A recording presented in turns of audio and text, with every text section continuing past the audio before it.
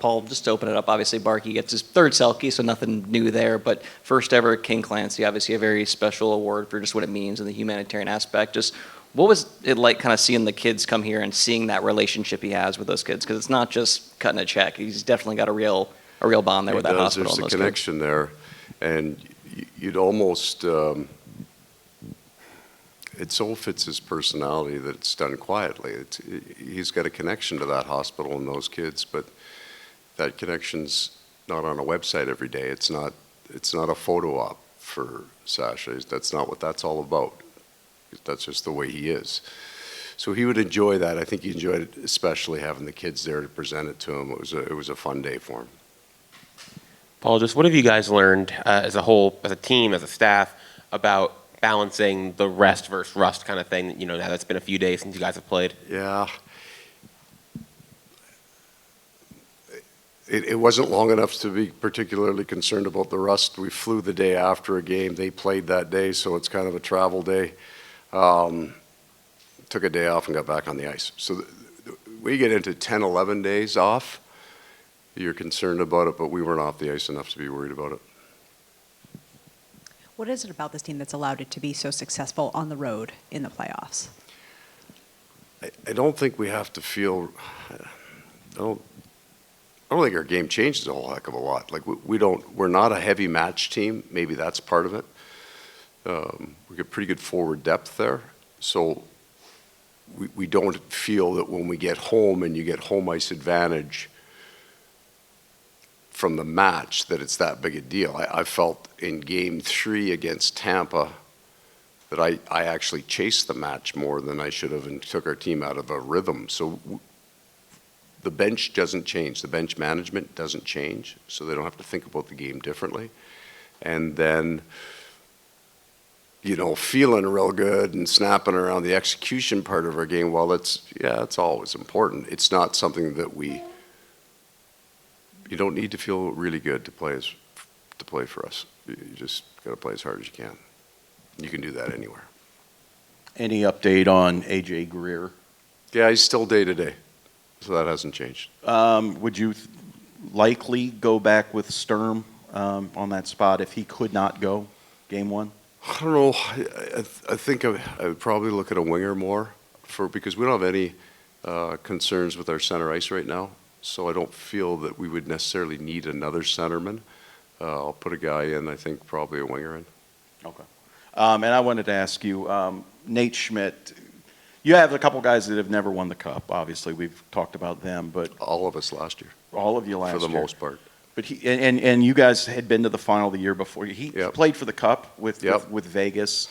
When you get that close and you don't get, does it kind of just? I mean, now you're really chasing it, right? Because you've had a taste of it. Do you feel that's fair to say for anybody that's lost the Cup that for the rest of the time they're chasing it? When you get that close, and I think the bigger one is you realize how hard it is to get there. So when you lose the Vegas series, for us a couple of years ago, it's a big task to get back, right? When there's not a lot of teams that get back to the final, let alone win them in back-to-back years. It just doesn't happen very much. So you are left after the loss with that, realization there's a chance that you're never going to get back there. So you cherish that next time when you come back. You realize how difficult it is, and if you get back there a third time, you cherish it even more. That's even more difficult. So you're aware of the loss for sure, but I think that does give you a great appreciation for getting there again. Coach, just matchup-wise, Edmonton obviously has a ton of elite offensive pieces, but just wondering from your perspective, how does it change the complexion of what you guys are up against, knowing you're taking on an Oilers team that will be without Zach Hyman, how important he is to their team? We don't see each other enough to have a great handle on it, even though we played it this time last year. Their two elite offensive players are, by an order of magnitude, more offensively elite than most players in this league, so that makes them different to say that they're a really good offensive team. Well, they're an exceptionally special offensive team with those two players.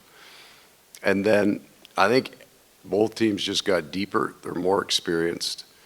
Both teams got better at what wasn't necessarily their primary thing. They're a real strong offensive team, but they're a much better defensive team than they were, and we've always been a pretty strong defensive team. We've got Selke Award winner in our middle there. And then we like to think we've improved our offensive game, especially in the back half of these playoffs. We've seen some growth and some offense. We spread it around, so we have a lot of guys that feel pretty good about their offensive game right now. So both teams improved in areas of, I would say, weakness, but they had good defensive players and we had good offensive players. But that was the area that weren't known for. We got better at the things maybe we weren't known for. I'm George's new right-hand assistant. It's a good thing you guys don't let you sit Yeah, on the of course. same And side in of the his room. tradition, I have to ask you a two-part question. Excellent. Part one, how fortuitous has it been to get a guy like Seth Jones in here at playoffs time?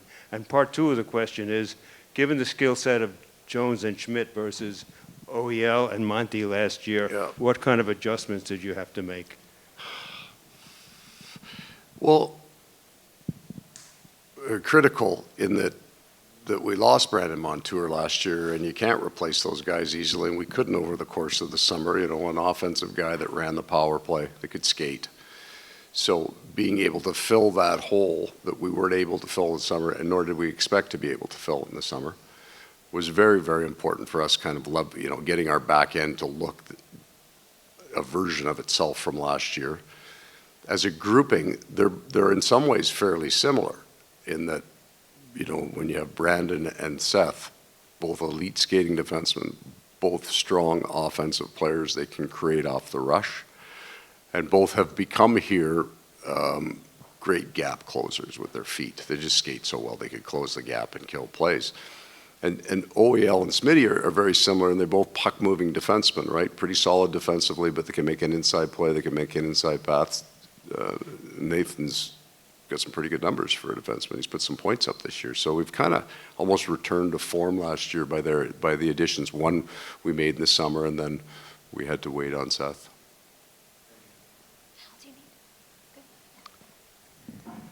Paul, I wanted to ask you about the fact that your team has such great depth and scoring in the playoffs, but so does theirs. Correct. So sort of the challenge that presents, and yet the benefit from your perspective that you have, you know, with the Panthers and their diverse scoring.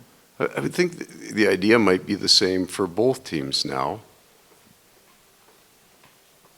When you would be, let's say, top two line heavy, where maybe we were 2 years ago. Top two line heavy, and so is Edmonton. Again, your bottom six are almost holding water, waiting for the magicians to do their work, right? And now everybody on both teams, their third and their fourth line, our third and our fourth line, hit that ice goal, and I can be the difference maker. And even sometimes when you're running a bench, you're kind of, okay, here comes out their third and fourth line, and you're waiting for the top two to come out, and you're waiting. Now everybody that hits the ice can be a game changer. Everybody can be a part of it, and they think that way. So they go on the ice with a different attitude, not just I'm out here to hold water and I don't want to make a mistake. They're out there to play the game, to win the game. So I think it's going to make for incredible no-lull hockey. This will just be flat out every shift. We talked about how obviously Edmonton is so dangerous off the rust with the talent they have. Given that, how much can what you guys went through in the Toronto series help, given that they probably want to do similar things, you know, create the odd man rushes, stretch the defense a bit? Yeah. They can be dangerous in structure and out of it, and I don't mean that they get away from it, but they can have a unique player break a play. And on top of that, they have real strong structure. They're very similar in terms of some of the systems that they run. So they have the similar look, right? They block a lot of shots, they collapse heavy to the net, they explode off those blocks and that collapse. Yeah, there'll be some similarities there, yeah. And familiarity with the off-ice stuff. Bill talked about the planning that goes into this. With you guys going back to Edmonton, I mean, you know what that 5.5-hour flight feels like when you get off the plane. You know the hotel you're staying in. Does that kind of help with this? It's not all, and this is your third trip, obviously, but it's not all new. All of the unknowns are great for both teams. So a lot will be made of the distance traveled, but where they are, they're used to it all year. They go through it all year. So do we, right? Like we've got teams in our division that are 3.5-hour flights, and they're in our division. So we stay over because we have to in your own division. It's the same concept with them. Both teams can get on an airplane, spend 5 hours, get in a different time zone.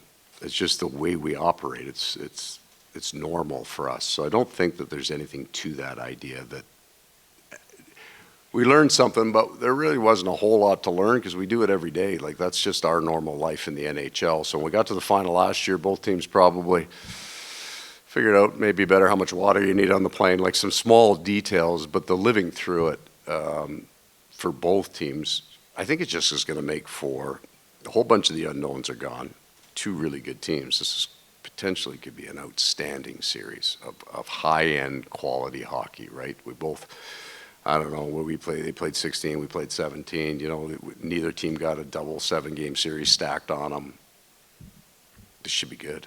And it's weird, right? You guys are both third in the division. Yeah. 3 points difference, and yet here, I mean, it was like they didn't care about winning the Pacific. You guys didn't care about winning the Atlantic. Just when it starts, both it starts. teams just worked on their game all year, right? They both teams had injuries. Both, you know, we had a heavy schedule this year.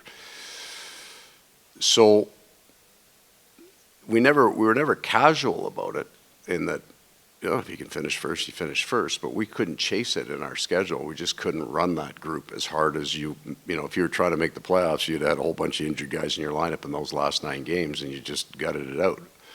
Now we were able to take some guys out. We had some small nicks. We got everybody basically completely healthy before the whole thing started. We had a few days off in between, away we go.